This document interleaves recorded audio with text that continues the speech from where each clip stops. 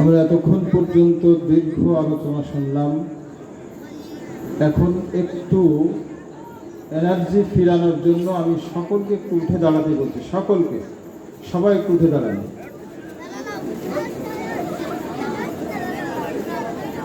জি, মুখে কোনো কথা নাই, এক কদম বাড়িয়ে সামনে বসে পড়ে।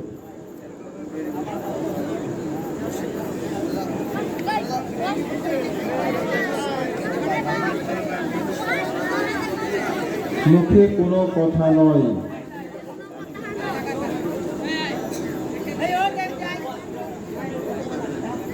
জিকির করে সুবহানাল্লাহ আলহামদুলিল্লাহ লা ইলাহা ইল্লাল্লাহ সুবহানাল্লাহ আলহামদুলিল্লাহ লা ইলাহা ইল্লাল্লাহ সুবহানাল্লাহ আলহামদুলিল্লাহ লা ইলাহা ইল্লাল্লাহ লা ইলাহা ইল্লাল্লাহ মুহাম্মাদুর রাসূলুল্লাহ সাল্লাল্লাহু আলাইহি ওয়াসাল্লাম।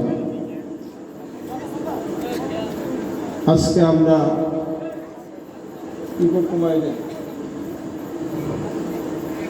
ইকো কমাই দেন, কথা স্পষ্ট হবে না। ইকো বাদে কথা হলে মানুষ বুঝতে পারবে। মায়েরা আমার, আজকে আমরা যারা এখানে একত্রিত হয়েছি, এমন একটি দিন দেখার জন্য আমরা দীর্ঘদিন অপেক্ষা করেছি, ঠিক কিনা বলেন?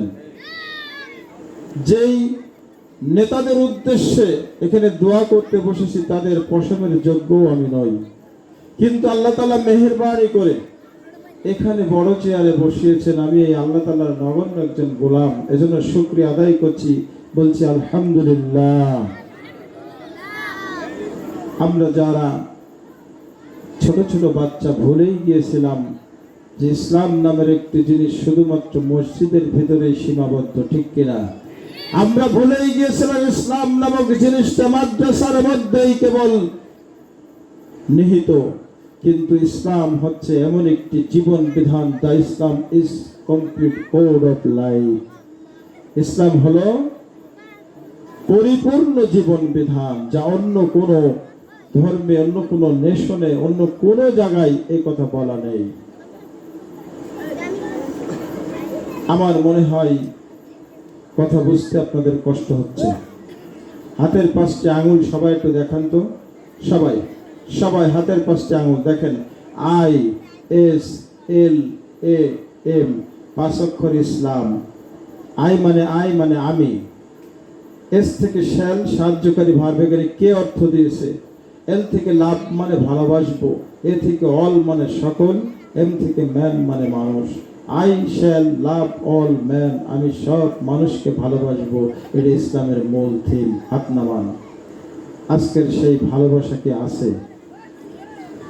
কথা বলেন। এই সমাজের বুকে যদি I shall love all man ইসলামটাকে যদি সুন্দরভাবে উপস্থাপন করে, মসজিদের ইমাম থেকে শুরু করে নিয়ে সমাজের নেতৃবৃন্দ থেকে শুরু করে নিয়ে সকলকে যদি সুন্দরভাবে ইসলামটাকে উপস্থাপন করত, তাহলে আমাদের সমাজের সন্তানগুলো অনেক কিছু শিখত, ঠিক কিনা বলেন? ও আমার আপনজনেরা, আজকে যে কথাগুলো দীর্ঘদিন 50 বছর ধরে আল্লামা সাঈদী মাঠে হাটে বাটে খাটে আন্তর্জাতিক পরিভূমণ্ডলের ভিতরে তেনার কথাই ধরে রেকর্ড হয়ে আছে।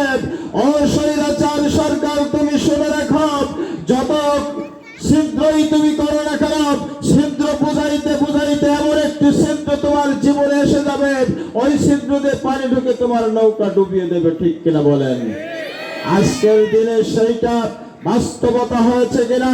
ট্রুথ মাস্ট কাম আউট, সত্য প্রকাশিত হয়েছে। হেজ হুজ তার গতিতে। ও আমার আপনজনেরা, মহান রব্বুল আলামিন সারদাই ছেড়ে দেয় না।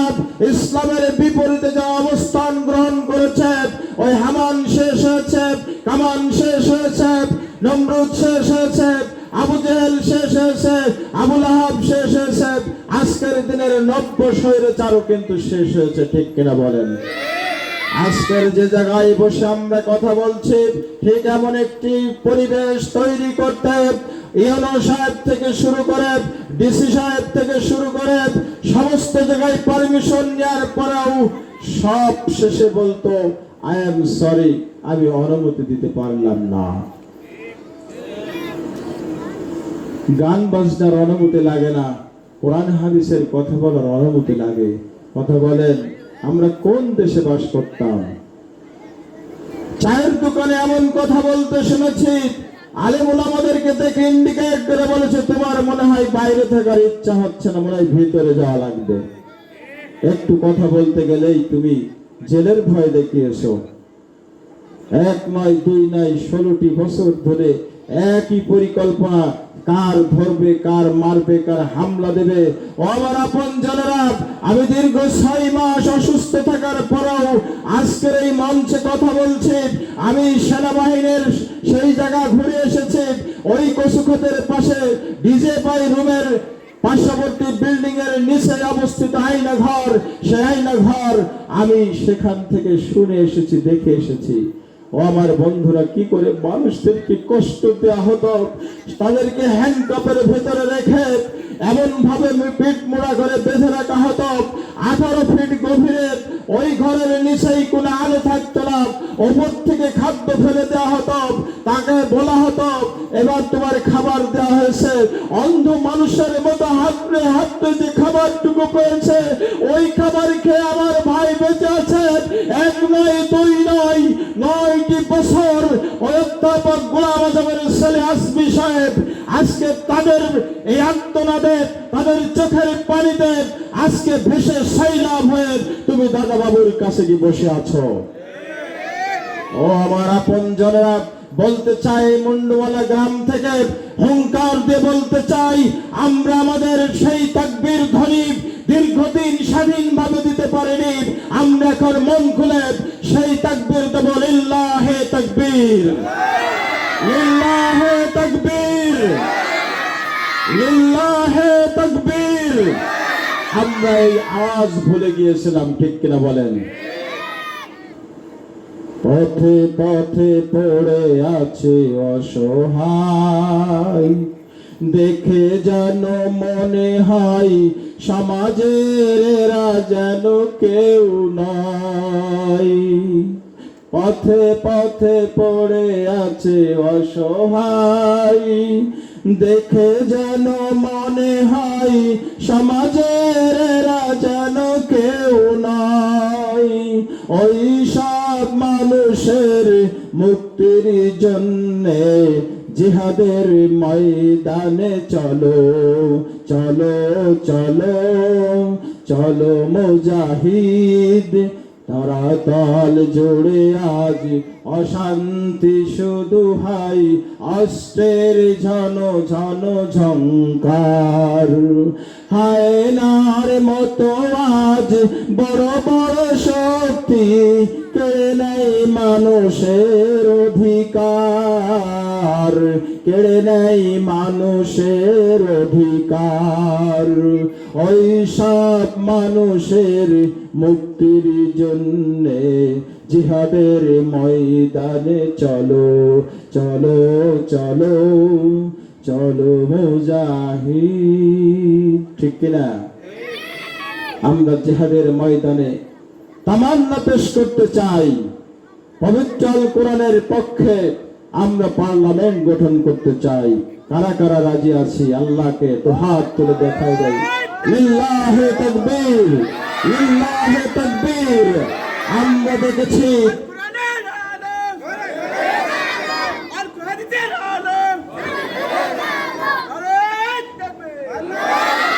হাত নামান।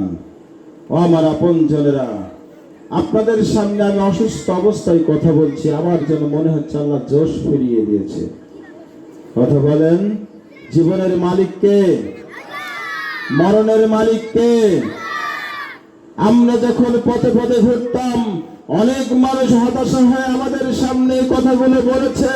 ভাই, এমন দিন কি আসবে না যেদিন আমরা মন খুলে স্লোগান দিতে পারবো?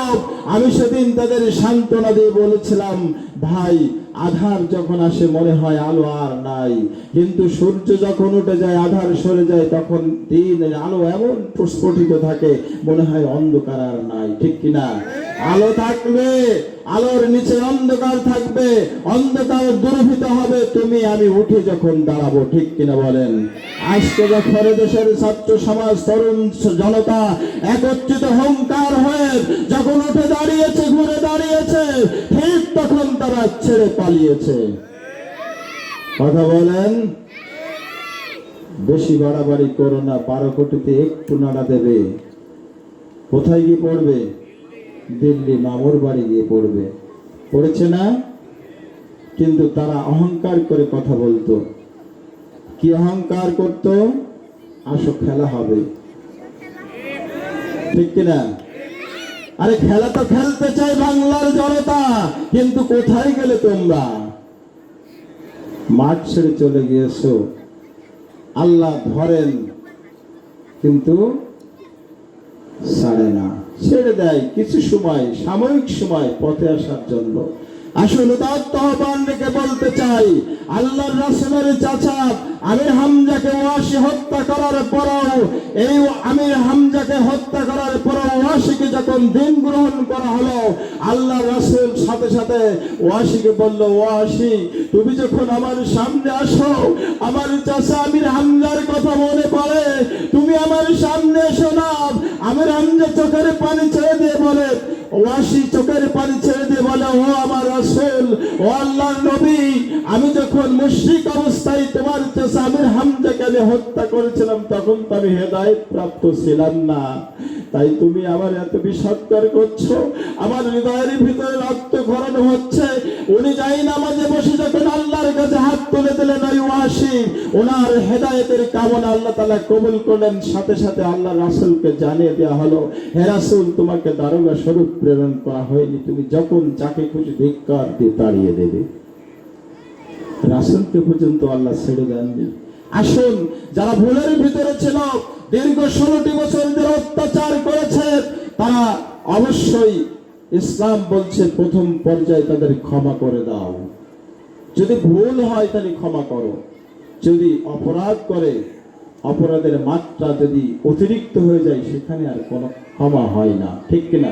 তবে ইসলামী রাষ্ট্র হলে ভুল আর অপরাধের শিক্ষা দুইটা মনে রাখতে হবে। অজান্তে যে কাজ হয়ে যায় সেটা হয় ভুল, আর জেনে বুঝে যে কাজটা অন্যায় করা হয় এটা হলো অপরাধ। অপরাধ ভুলের সংজ্ঞাটা আপনাদের মাঝে ক্লিয়ার করলাম। তা আসুন, এই সমাজে সেই মানুষগুলো এখনো আছে জীর্ণ শীর্ণ ভাবে, আমরা তাদেরকে অভয় দিয়ে বলি, ভাই আসেন ইসলামের সুশীতলে ছায়াতলে, আমরা সকলকে ভালোবাসি। কথা বলেন? আমরা যে বন্ধুদেরকে চায়ের দোকানে, হাটে, মাঠে, বাটে, ঘাটে যেখানেই দেখবো, ওই ভাইদেরকে সাধুবাদ জানাই দিব। আসেন, আল কোরআন আপনাকে হাতছানি দিয়ে ডাকছে। প্রতিশোধের স্পিরিটে আমরা জামাত আমির কেন্দ্রীয়ভাবে ঘোষণা করে দিয়েছে, জামাত দলের ভিতরে এইরকম সন্ত্রাস আর গুন্ডা নাই যারা প্রতিশোধ নিয়ে বেড়াবে। কথা বলেন? এখন রেকর্ড হচ্ছে জামাত আমিরের কথাগুলো, রেকর্ড হচ্ছে শিবির সভাপতির কথাগুলো।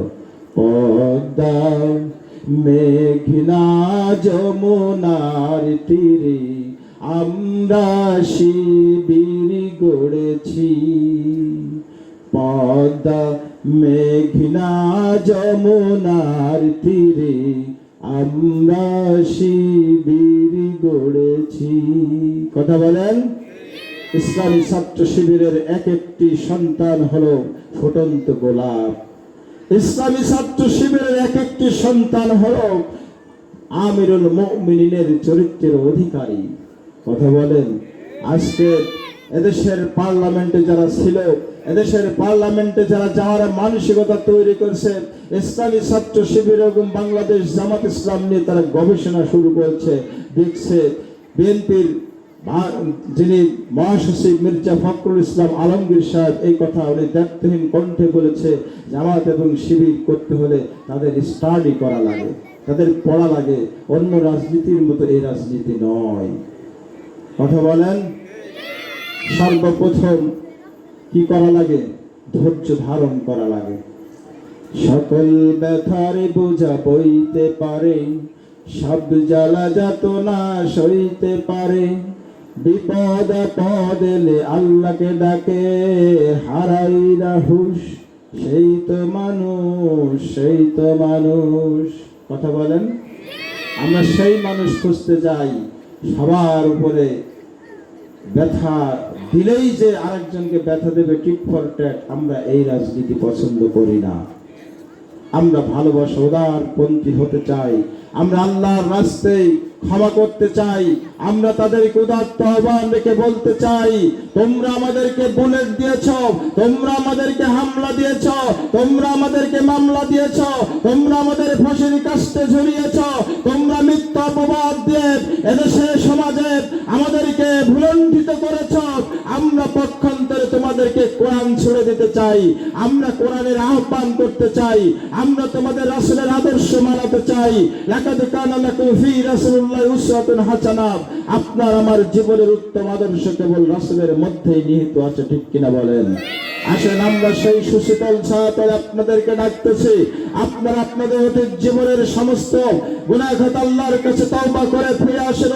আল্লাহ, এখনো সূর্য ওঠেনি সেই পশ্চিম দিক থেকে। আমার আব্দুল হালিম বলেছেন, কথাগুলো অত্যন্ত গঠনমূলক বলেছেন। আমার মাজহারুল কথা বলেছে, অত্যন্ত গঠনমূলক কথা বলেছে। আবু জালাল কথা বলেছে, প্রত্যেকটি কথাই গঠনমূলক বলেছে। কোরআন এবং হাদিসের ভিতর থেকে এখনো পর্যন্ত তওবার রাস্তা আল্লাহ আমাদের বন্ধ করে দেননি। পশ্চিম আকাশে যখন এখনো সূর্য উদিত হয়নি, সূর্য এখনো পূর্ব দিকে উদিত হয় আর পশ্চিমে অস্ত যায়। যতদিন এই ধরনের নিয়মতান্ত্রিক থাকবে ততদিন তওবার রাস্তা আমার আপনার জন্য খোলা থাকবে। এই সময়ের মধ্যে আমার আপনার জীবনের যৌবনের ভিতরে সেরা সময়টা যদি আমরা আল্লাহর রাস্তায় কাজে লাগাতে পারি, তাহলে আমাদের জীবনের সব গুনাহ ক্ষমা করে দেবেন কে? আল্লাহর নামটা নিতে এত দেরি হচ্ছে কেন? আল্লাহ আল্লাহ বলেন না, আল্লাহ আল্লাহ। লিল্লাহে তাকবীর, লিল্লাহে তাকবীর। ও আমার বন্ধুরা, আমি আলোচনা এখানে শেষ করে দিলাম, নাকি আরেকটু চলবে? যেহেতু সময় তো বেশ খানিক হয়ে গেছে, 10টা 20 বাজে, তাহলে কি 10:30 পর্যন্ত করবো? বন্ধুরা আমার, যেহেতু কাজের সময় একটু খেয়ালও রাখতে হবে। আগামীকাল হয়তো অনেকে আউশ ধান গোছাচ্ছে, পাট শুকাচ্ছে, আল্লাহ বৃষ্টি দিচ্ছে, মাঝে মাঝে রোদ দিচ্ছে। এই সময়ে এটাই বাস্তবতা। বৃষ্টি হলে কি আমরা রাগ করবো? বৃষ্টি কার রহমত। বৃষ্টি হলে আমাদের জন্য কয়েকটা সুসংবাদ নিয়ে আসে। খেয়াল করেন, সদ্য আল্লাহর পক্ষ থেকে রহমতের প্রতিটি বৃষ্টি যখন ফোঁটা পড়ে জমিনে, জমিনের উর্বর শক্তি বৃদ্ধি পায়। এই উর্বর শক্তি যখন বৃদ্ধি পায়, আপনি যখন বীজ বপন করেন, এই বীজ থেকে অঙ্কুর দান করেন কে? চারা হয়, চারা আস্তে আস্তে বড় হয়, নার্সিং হয়, এখানে ফুল দেয়, ফল দান করেন কে? একই মাটির এই কোনায় আমরা, ওই কোনায় তাল গাছ, এই কোনায় বেল গাছ। এই একই মাটি থেকে আল্লাহ কত ফসল আমাদেরকে ফলাই দিয়েছেন। কথা বলেন।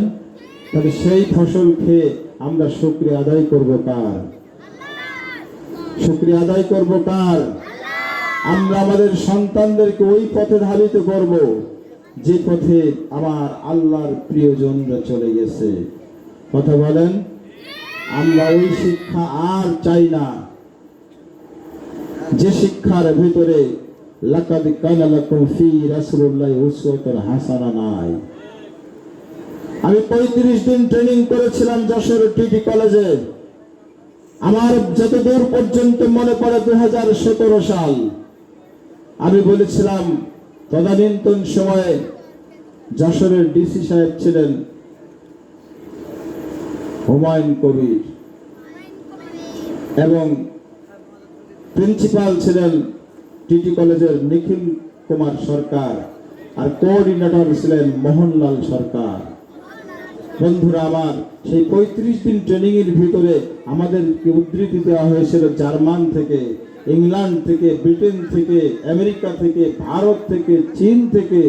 কিন্তু সমস্ত বিষয়ে বলার পরেও আল্লাহ এবং তার রাসূলের যে আদর্শ, কোরআন এবং হাদিসের কোনো উদ্ধৃতি এবং রাসূলের কোনো উদ্ধৃতি দিয়ে কথা সেখানে বলেনি। আমি 35 দিন ট্রেনিং শেষে যখন বক্তব্য দিতে দাঁড়ালাম, দুই গ্রুপের দুইজন প্রথম স্থান অধিকার করায় আল্লাহ তাআলা আমার একটু কবুল করেছিল। আমি সেখানে আলোচনা রাখছিলাম, 5 মিনিট আমার সময় দিয়েছিল।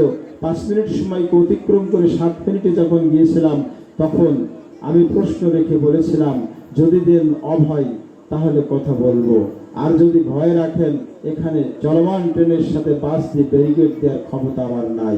তারপরেও বলবো যে আমরা ব্রিটেন থেকে, জার্মান থেকে, ইংল্যান্ড থেকে, আমেরিকা থেকে অনেক কিছু শিখলাম, কিন্তু কোরআনের উদ্ধৃতি দিয়ে রাসূলের আদর্শ যদি এই সমাজে বাস্তবায়ন করতে পারতাম, এই স্কুল কলেজ মাদ্রাসাগুলো ইউনিভার্সিটিগুলো যদি কোরআন দিয়ে ভরপুর করা যেত, তাহলে আমার দেশের ছেলেরা হতো সোনার ছেলে। ঠিক কিনা বলেন?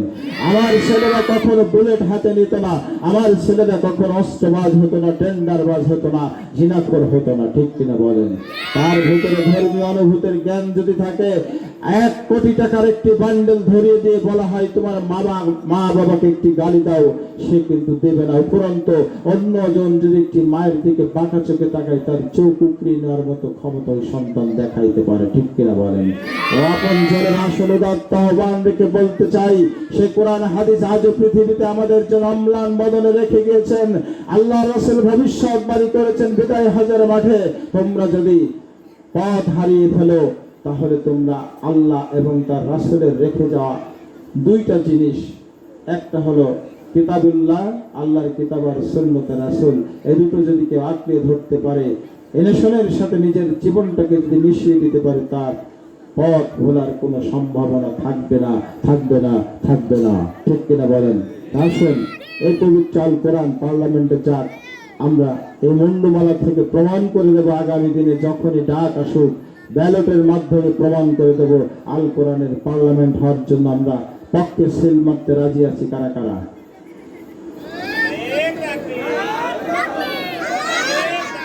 নারায়ে তাকবীর, নারায়ে তাকবীর, নারায়ে তাকবীর, লিল্লাহি তাকবীর। আমার আলোচনা এখানে শেষ।